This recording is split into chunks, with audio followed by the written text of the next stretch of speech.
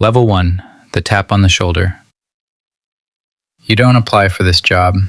You don't walk into a recruitment office. You're 28 years old. You work for a mid-tier logistics firm in Chicago.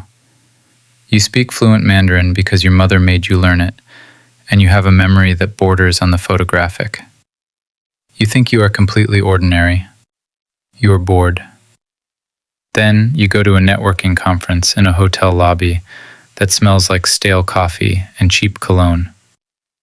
A man sits next to you. He doesn't look like James Bond. He looks like a high school math teacher. He knows about the logistics company. He knows about your mother. He knows about the $40,000 in student debt you are quietly panicking about. He buys you a drink. He doesn't mention the government. He mentions an opportunity to use your specific talents for something that actually matters. He slides a business card across the table with nothing but a phone number on it. He tells you to call it from a payphone on a Tuesday. You think it's a joke. But 3 days later, standing in the freezing rain, you drop a quarter into a payphone. The man who answers doesn't say hello. He just gives you an address. The life you thought you were going to live ends right here. Level 2, the farm. They call it Camp Peary, the farm. You are told to tell your family you got a consulting job that requires heavy travel. That is your first lie. It is the easiest one you will ever tell. The training is not about shooting guns or jumping out of planes. The military has people for that. Your training is about the architecture of human vulnerability. You learn how to read a room in 3 seconds. You learn how to identify the guy who is sleeping with his secretary, the woman who has a gambling addiction, the official who feels underappreciated by his boss. You are taught how to lie to a polygraph machine. You sit in a freezing room for 8 hours while a man who smiles too much asks you the most intimately devastating questions about your childhood, your failures, and your deepest shames. If your heart rate spikes, if you sweat, you fail. They are systematically dismantling your ego. A spy with an ego gets caught. You learn to become a mirror. If the person you are talking to is arrogant, you become submissive. If they are insecure, you become their mentor. By the end of the 6 months, you look in the mirror and you aren't entirely sure who is looking back. That means you are ready. Level 3, the legend. You are selected for NOC, non-official cover. You do not have diplomatic immunity.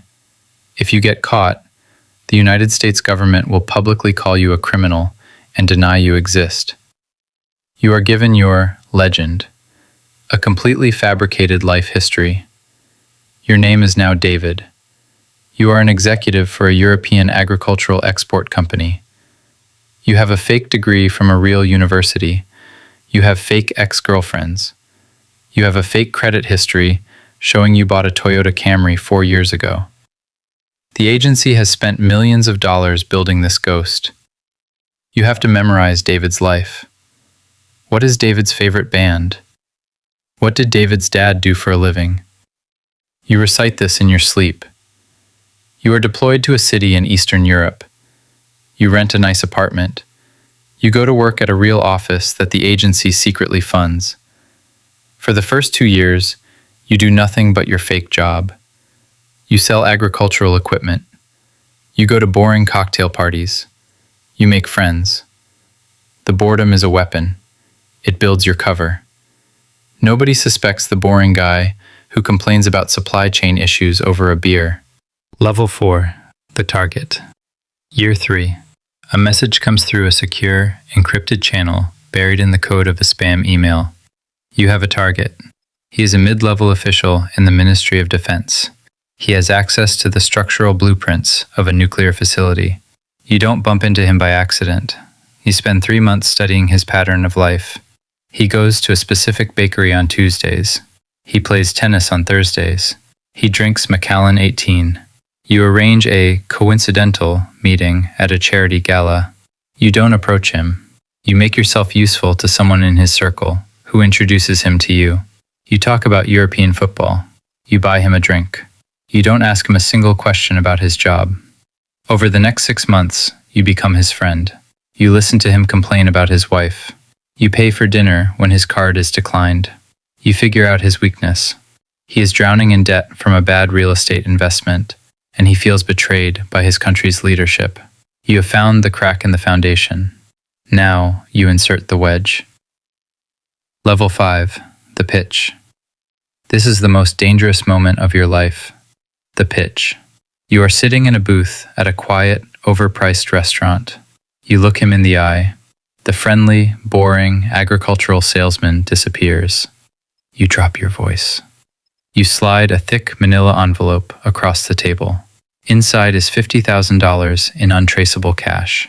You tell him you represent people who value his unique insights. You tell him his government doesn't respect him, but your people do. He stares at the envelope. He sweats. He looks at the door. He could stand up, walk out, and call the counterintelligence police. If he does, you have exactly 4 hours to burn your apartment, destroy your hard drives, and get across the border in the trunk of a car before you are thrown into a black site for the rest of your life. You don't blink. You sip your whiskey. The silence stretches for 2 agonizing minutes. Finally, his hand reaches out.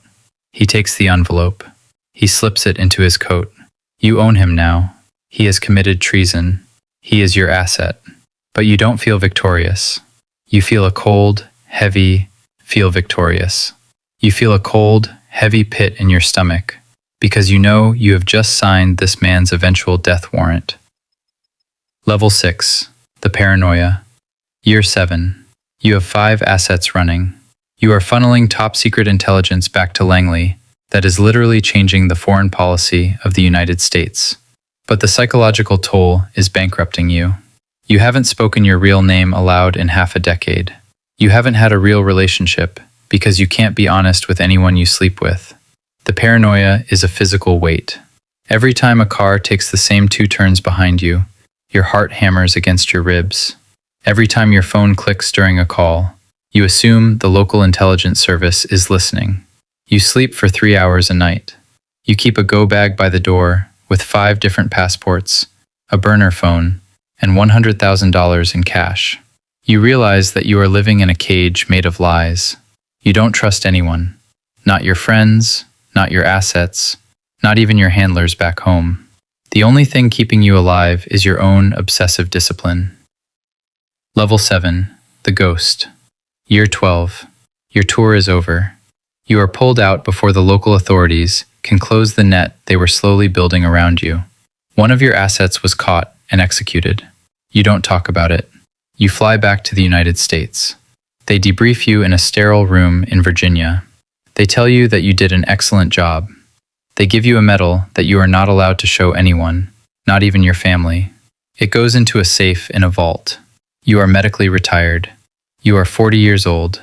You move to a quiet suburb. You are standing in line at a grocery store. The woman in front of you is complaining loudly to the cashier about an expired coupon for orange juice. You stand there in silence. You have overthrown governments. You have held the secrets to wars in the palm of your hand. You have sat across from monsters and smiled. And now you are just a guy buying milk. You can never write a book. You can never tell your future wife what you really did in your 30s. You are a ghost, haunting your own life. The cycle ends. You walk out into the parking lot, completely invisible to the world you sacrificed everything to protect.